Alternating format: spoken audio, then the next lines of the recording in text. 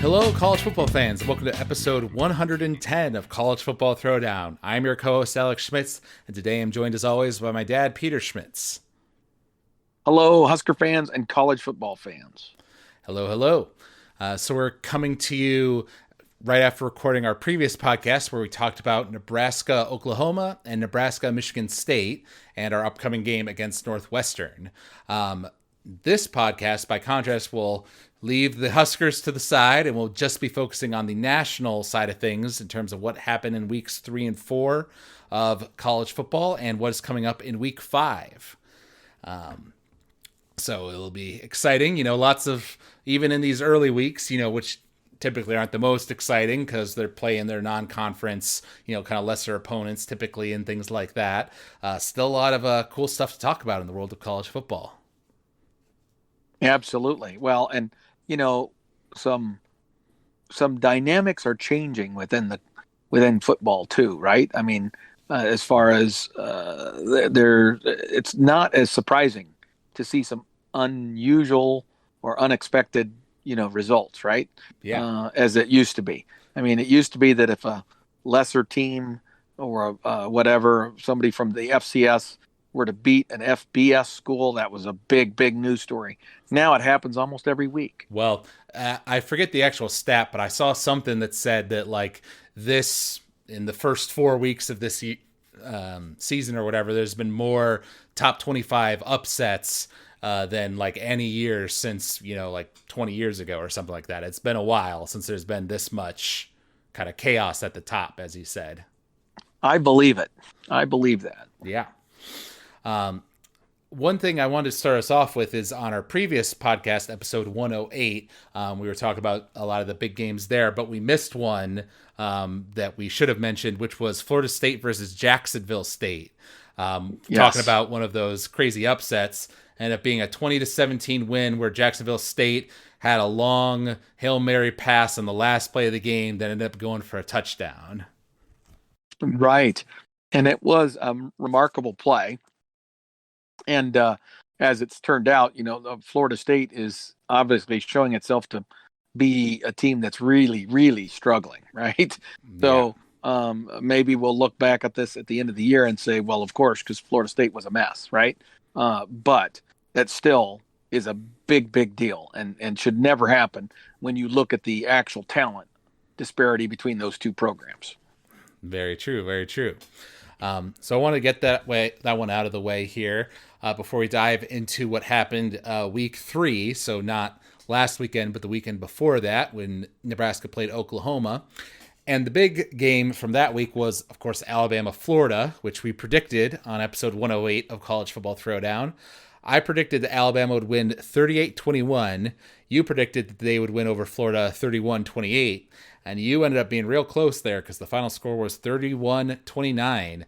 Florida actually had a chance to tie the game. They went for 2 when they got a touchdown near the end, and they didn't get the 2-point conversion. So that's why there was the 2-point disparity. Yes. But yet it was a weird game in that I think initially Alabama was in a big lead, right? I think it was like 17-0 in the first quarter. Yeah. And it looked like it was going to be, more of the same. But then, Florida just hung in there. Mm-hmm. Yeah. And they got some big plays off of their own. And they, seemed like they were able to hold Alabama's offense back more in the second half, like you say, and make it close. But unfortunately, they weren't able to finish the job. There was another game as well that came down to that same scenario where it was like a 2-point conversion. It was actually in week 4, the Baylor-Iowa State game, where Baylor won by the same point spread, 31-29, was also a 2-point conversion at the end that didn't go through. Right. Yeah. And how are these games, which are, close like that, so often that 2-point conversion or whatever, it's just this one thing here or there, and that's the difference. Yeah. Well, I tell you what, in that Iowa State one specifically, because I watched the highlights of that, the quarterback went under center and bobbled the snap in some way. The snap got messed up, and so the whole timing of the play was off, and it was basically game over at that point. Which is like, man, to make a snap mistake right at that moment Oh, really must have yeah, sucked. exactly. Exactly. Yeah. And this is an interesting one. I think these two will lead into each other well. In week 3, Clemson played against Georgia Tech and won, but it was 14-8. So surprisingly low scoring, close game for the perceived talent levels of those two teams. And then in week 4, we have one of the biggest upsets of the season so far. Clemson losing to NC State 27-21. And I watched the highlight of the NC State game, and I was surprised at how much Clemson's offense was struggling. We're used to seeing them with these great quarterbacks, pulling off these awesome plays and things like that. But NC State was really able to shut them down for good chunks of that game. Right. Well, and it's not that they don't have a talented quarterback; they do, but he's young, right? Right. And then and the this is the danger of teams that are good for a long period of time, like Clemson was. They've been very good for the last 8, 9 years, whatever. Is that at some point you grow to expect it, right? You grow to almost feel entitled to it, and then all of a sudden, um, uh, the aura is gone, the invincibility cloak is removed, and voila, all of a sudden, everybody's giving you their best shot because they smell blood in the water, and they're no longer scared. And I feel like that's what's now happened to Clemson, is that a lot of the other teams, I think Clemson is going to have a big challenge on their hands, because I think every ACC team now feels like this is the year to knock off Clemson, right? So they're going to get everybody's best shot. The intimidation factor of just how great Clemson was is now gone, and so it'll be interesting to see how this plays out the rest of the year.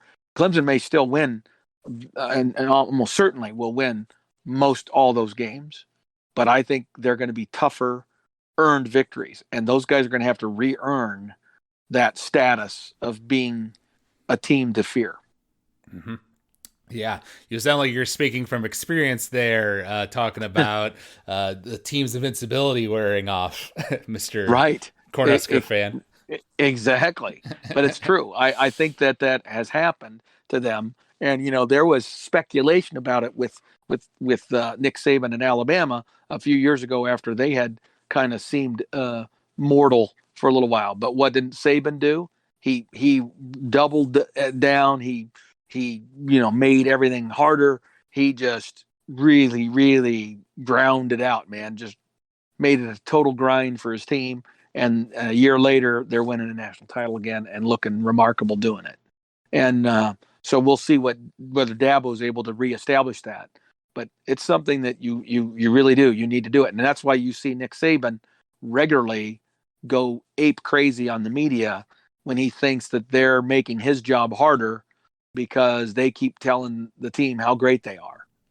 Yep. And then that just makes him furious. Yep. And because he understands how hard it is to keep that edge. Mm-hmm. That's true, and I think you're onto something there with Dabo. And that this is like his going to be his first real challenge. I mean, I don't know his full coaching career. I'm sure he had struggle years while he was getting Clemson up to that level where they're competing for national championships. But since that era, like you say, of their kind of Well, dominance, this will be the first time he's really been no, challenged. it's interesting. He's a great study if you want to look at Scott Frost. Okay, they're one big difference though. But Dabo lost to Nebraska,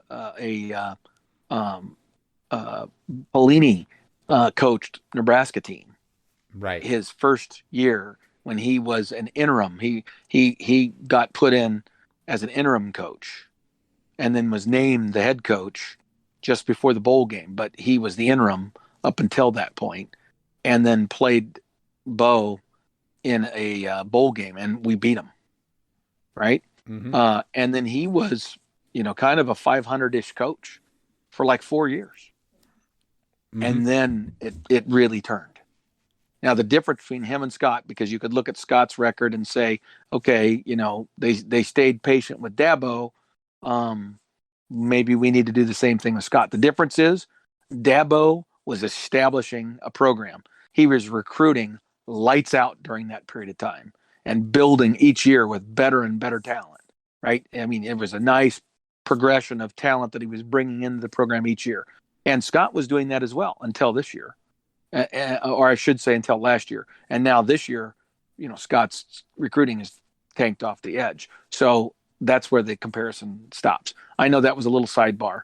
I just wanted to share that. No, no, no. I think that is an interesting comparison. And now he's had this dominance, and now having a more of a struggling season, and for them, I think last year, though they made it to the playoff again, the way that they lost to Ohio State, you'll remember because we watched that game live, and it was shocking how dominant Ohio State looked in that game. Right.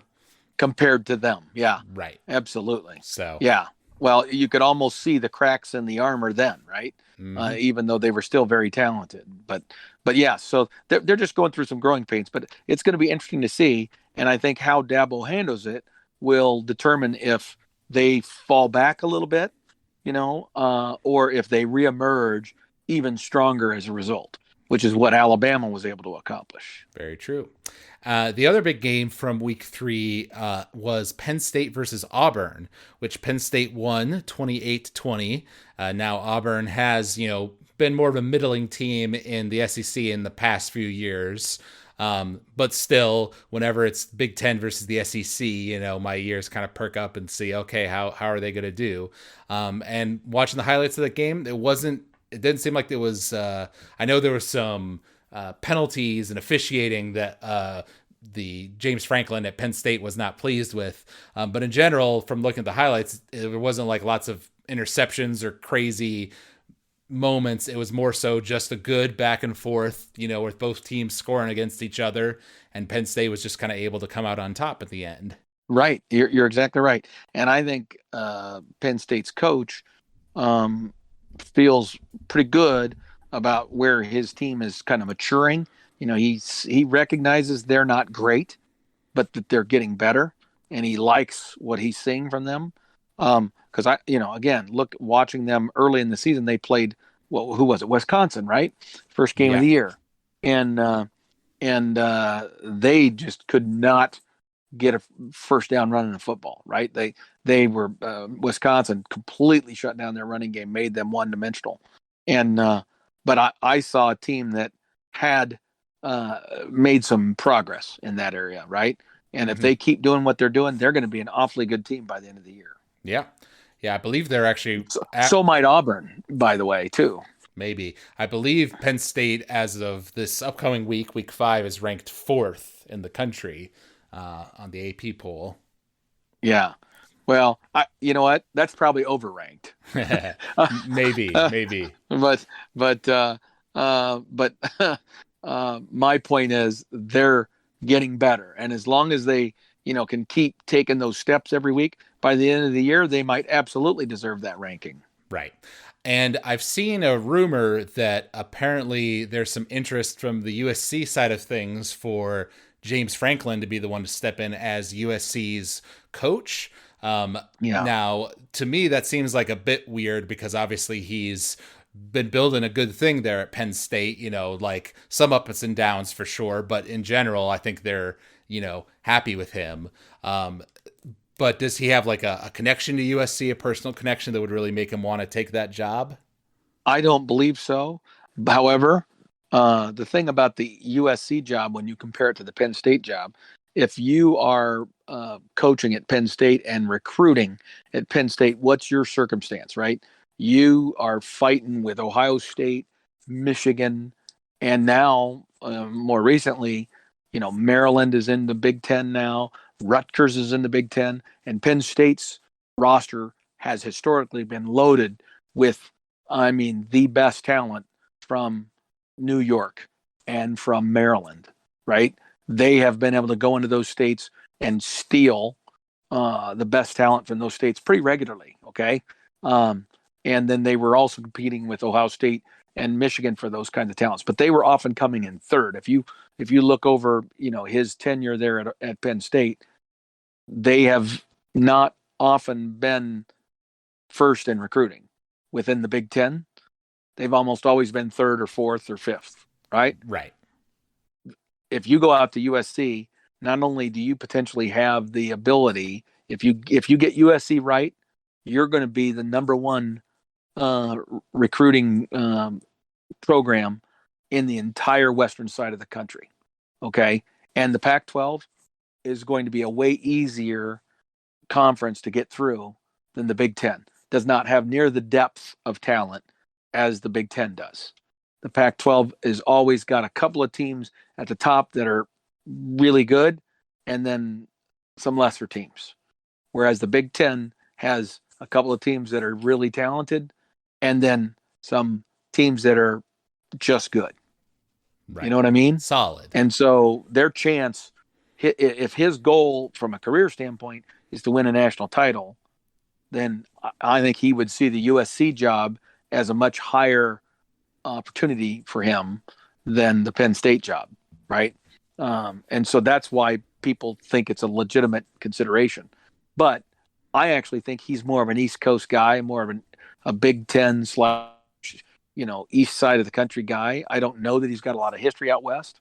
So I think if he did do it, it would be a huge mistake for him Mm-hmm. because I think he would find it harder to recruit out there than he realizes because he doesn't have the relationships. He'd have to abandon a lot of his coaches probably and put together a whole new staff that were guys that had relationships and connections out there in the West.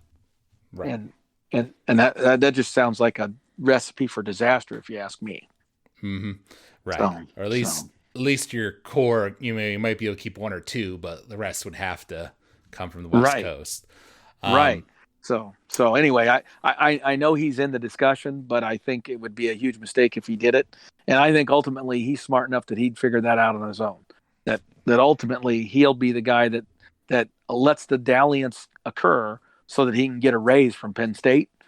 He'll use it as leverage, but he won't take the job. yeah. Yeah, that's kind of where I'm leaning as well. Looking ahead to week 4 this past weekend, we already talked about two of the biggest games, which would be Clemson, NC State, and that Baylor, Iowa State game. One that definitely caught my eye, another big upset, is Arkansas beating Texas A&M 20-10, now having beaten both the University of Texas and Texas A&M. So I'm sure they're popular in the state of Texas right now. Yeah. Yep.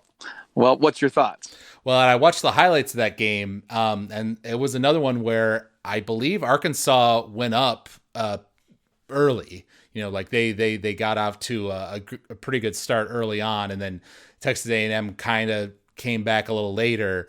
But Arkansas clearly has some serious talent. And I think they're one of the breakout teams of this early part of the season to me. Yep. They have an upcoming game against Georgia, which is obviously going to be the real test for them. If they've got the real stuff to them. Right. But I'm always happy to see Texas lose, so that one was a high point for me. Yes, that's good. That is good. Well, and I will be honest and tell you, I didn't watch any of that game. I didn't watch highlights or anything. Really don't know anything to add, other than it is interesting how Arkansas has been able to do that quietly in just a few years since they switched coaches. Mm-hmm. There that timing is very much shorter than Scott Frost, right? So how does a team like Arkansas, who was their previous coach is now the coach at Illinois, and but he came in and has righted that ship and has now got them competing in a shorter period of time than Scott. Mm-hmm. It always comes back to Nebraska, doesn't it? Like why? It does. Well, why didn't we get that coach? Well, I'm not even saying that. I'm saying, well, why can't a coach do at Nebraska what that guy has been able to do at Arkansas? When I would argue that resource-wise and commitment and passion and support from fan base is at least as good at Nebraska, if not better in all those categories. Right. Very true. Very true. This was an interesting one. Oklahoma versus West Virginia. Oklahoma won, but it was 16-13. Kind of showing what we kind of saw from our game, that this doesn't seem like the kind of dominant, Heisman Trophy quarterback type Oklahoma team that they've had in the past. It seems like they're kind of building things up more. Right. Well, yeah, they definitely are not in sync offensively yet. I would say that's an absolute truth. Now, after looking at these last 2 weeks, I would also say though that it was West Virginia, right? So Yep. that's probably a team that might end up by the end of the season being viewed as the second or third best team in the Big 12. Mm-hmm. I don't know whether they're better than Texas or whatever, but they beat Virginia Tech here a couple of weeks ago, if I remember correctly. Yep. West Virginia's a pretty damn good football team. Mm-hmm. True. So that's part of why Oklahoma wasn't a whitewash. It wasn't a dominant performance. Yep.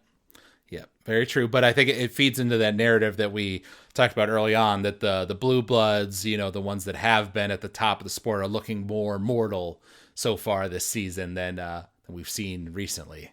Yeah, well, I would agree. Yeah. And we talked about this a little bit on our previous podcast, talking about Nebraska's games, which was Notre Dame versus Wisconsin.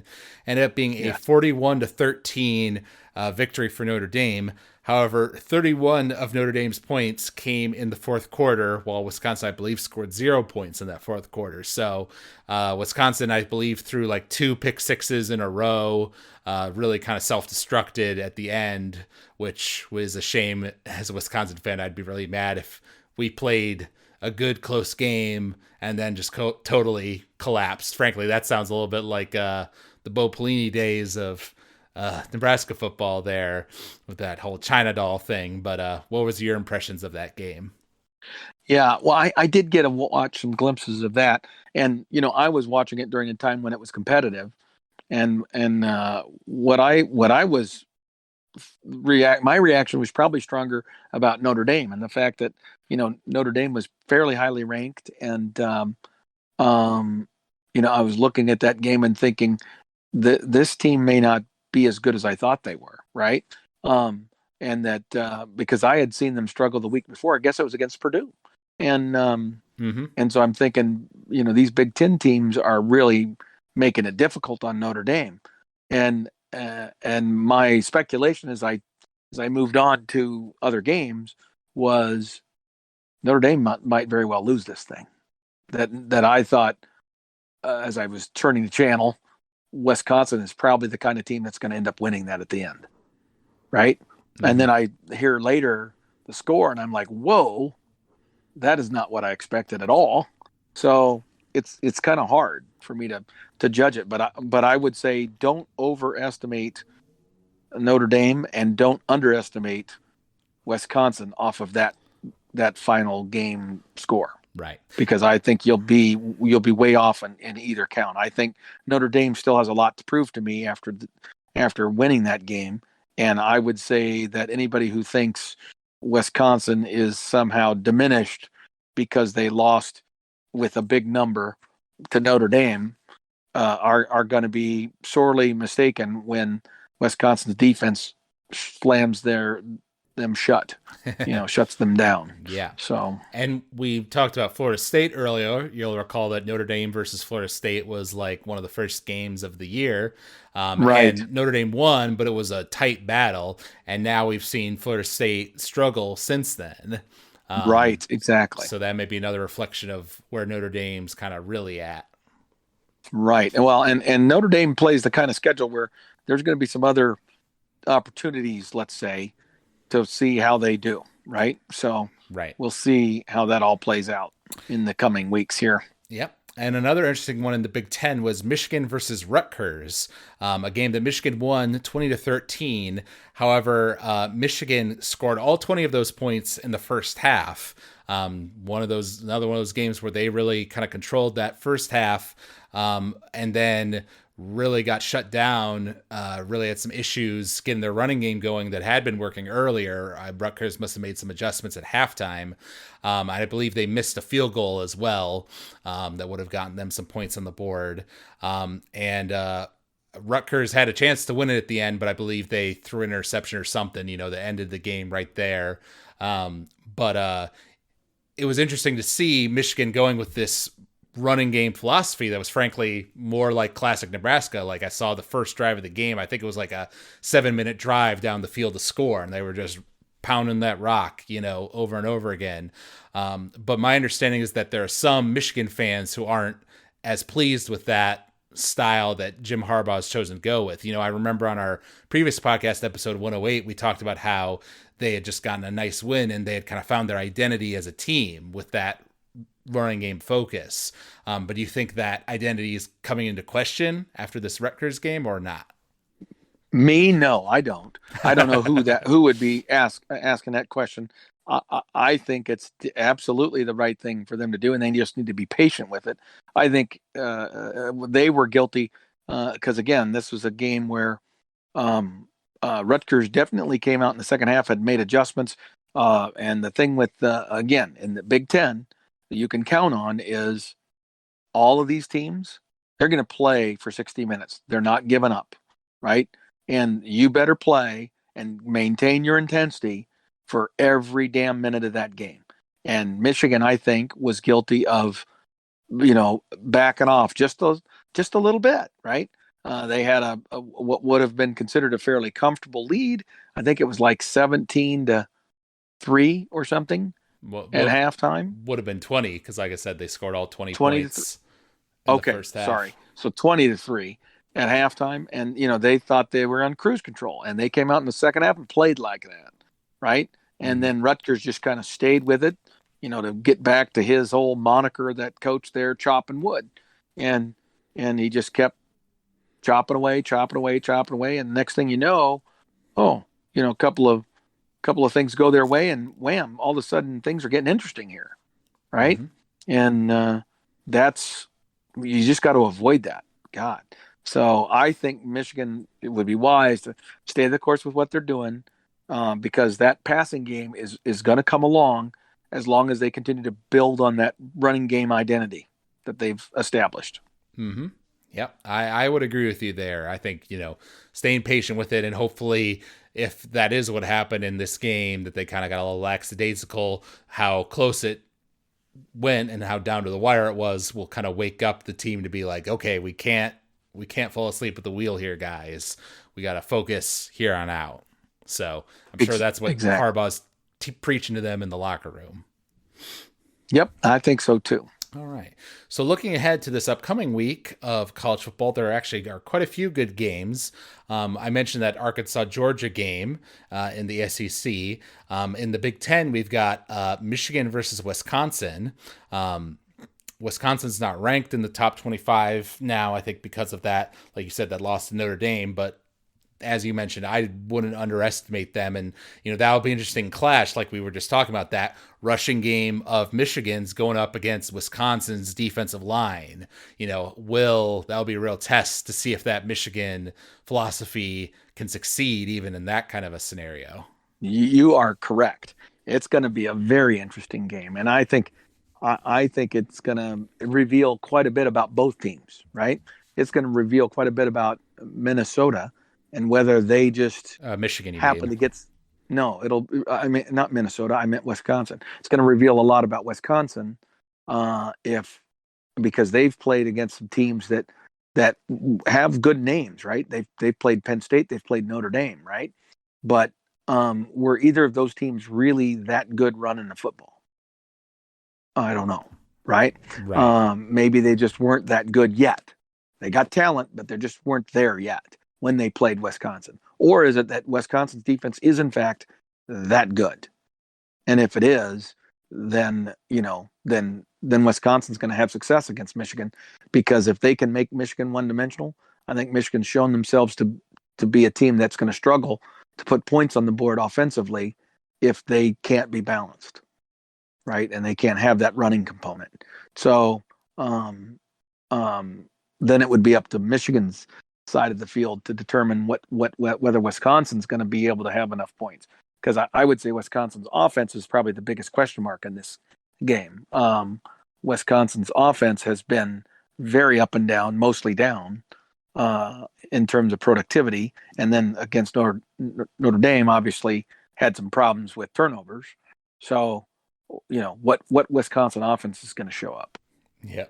And that'll be the thing that decides who wins that game. Very true. Very true. It might be a scenario like the Nebraska-Michigan State game where the defense plays great, but other parts of the team let Wisconsin down. Right. So. Could be. But if Wisconsin comes out with a win, then there's going to be a lot of clamoring, like you said, at Michigan about, is this the right way or not? Right. And talking about a team we also mentioned earlier, Notre Dame, they're playing against Cincinnati, who's ranked 7th in this current poll. So that's going to be another interesting challenge for them as a team to see if they can hold up to that. Right. I would agree.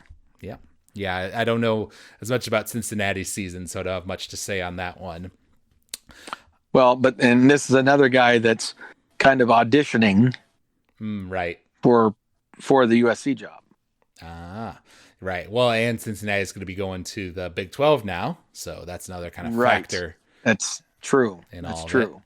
And then in the SEC, there are some interesting games: Alabama versus Ole Miss and Auburn versus LSU. Well, now say Auburn versus LSU is going to be really interesting because LSU's had an up and down season. And I feel like Auburn played, even though they lost, played quite well against Penn State and seemed to be coming on. So I would feel like Auburn has a positive trajectory, and I don't know what to think about LSU. Is it at LSU? I think who's at home is the key there. It's probably at LSU since Auburn was home last week against Penn State, weren't they? Or no, I'm wrong about that. That the Auburn game was at Penn State. It is at LSU. It's at LSU. Okay. So I would lean to LSU probably just because of home field in that situation. But whoever loses that game is going to be in kind of deep trouble, right? And from a division fight standpoint, they're going to be kind of out of the mix. Right. I think fairly early in the season. And the one who wins it is going to position themselves to fight for, who's gonna be the one that might knock off Alabama, which I think is no one. But right. Anyway, they're going to be the ones most likely. Yeah, it's worth remembering. I was just looking up here that LSU got upset by UCLA in their first game of the year. They haven't really played anybody. Well, I guess they did. They played Mississippi State last week and they won, but only by 3 points. And then that UCLA team got upset by Fresno State a couple weeks ago. Right. Exactly. So yeah, I would agree. I personally think I would lead Auburn even with the LSU home game. Yeah. You may be right. And if it is, that might be the beginning of the unraveling of that coach, which is ironic because he's like 2 years removed from a national championship.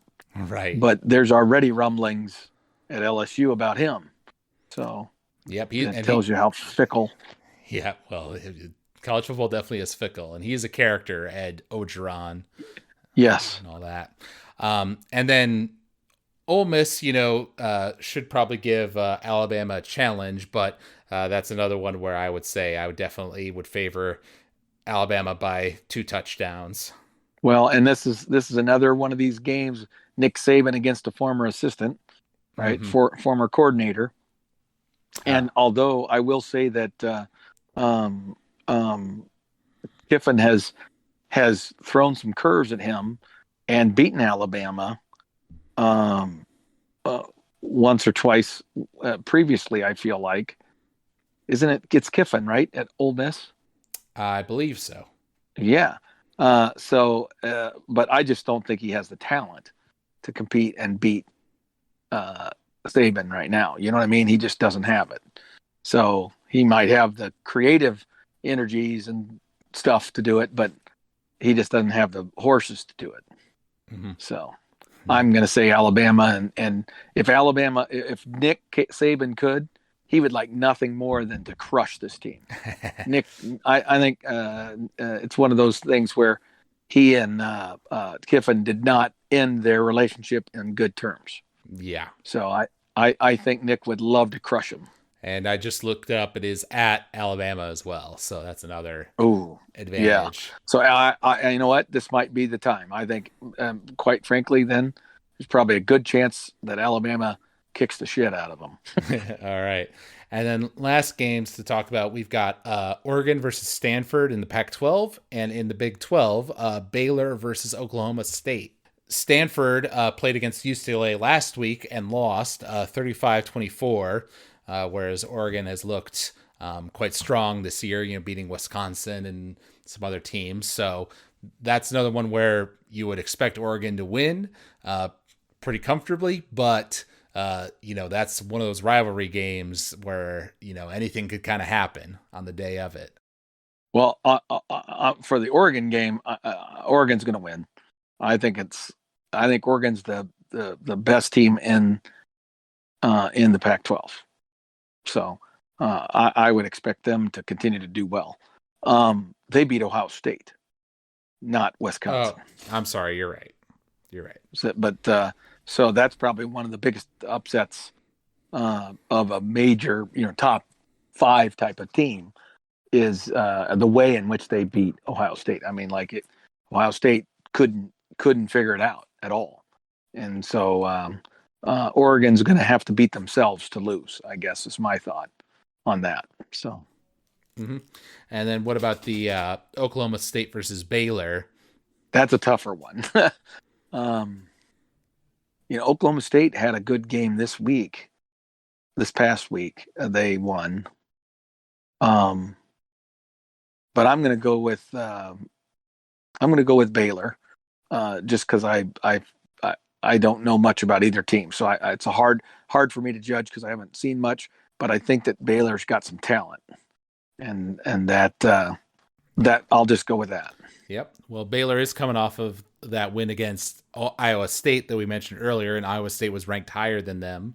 Right. And I watched the highlights of that one, and they got a lot of. It seemed like one of those ones where Iowa State kind of drove it down and was selling for field goals a lot, whereas Baylor was getting the big plays more often to get touchdowns and things like that.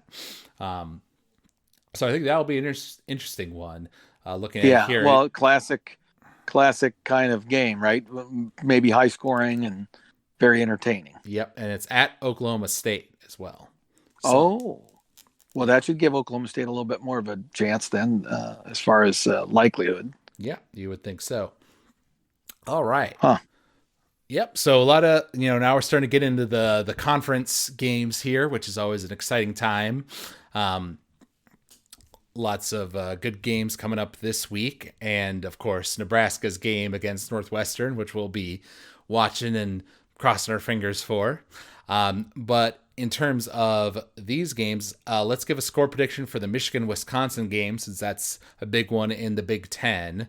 Okay. How are you feeling that one is going to go? I'm going to say, Wisconsin's defense has just played so well. And it's at Wisconsin. It's at Wisconsin. I'm going to have to go with Wisconsin. Wisconsin's going to win. It's going to be a close game. I'm going to say it's going to be let's go 28-24 Wisconsin. 24 Wisconsin. Okay. To change things up, I'll go ahead and say that it kind of goes like how we predicted earlier in the program. That'll be a low-scoring game where Wisconsin's defense is able to shut down Michigan's offense quite a bit, but that Wisconsin's offense or their special teams will make some mistakes that let Michigan stay in it, score some easy points, and that Michigan will end up winning the game. So I'll go ahead and predict 13 for Wisconsin and Michigan 17. Wow, that's good. That's very logical. I love everything you just said. I probably should have done what. I like your prediction better than mine. Well, you've said it in the past, and then sometimes you've been right. So we'll But see no, how. I like your logic though. I think your thought process is right on. All right. Well, we'll see who wins our fake points here Right, exactly. for these little contests. All right. So, for those of you out there who enjoyed listening to this podcast, you can find us if you search for College Football Throwdown on Apple Podcasts or Spotify. You can leave us a rating or a review. We always love hearing from the fans. Let us know how you think we can improve the podcast. So, thank you all out there for listening. And thank you, Dad, for joining me for this episode. And until next week, go Big Red. Go Big Red.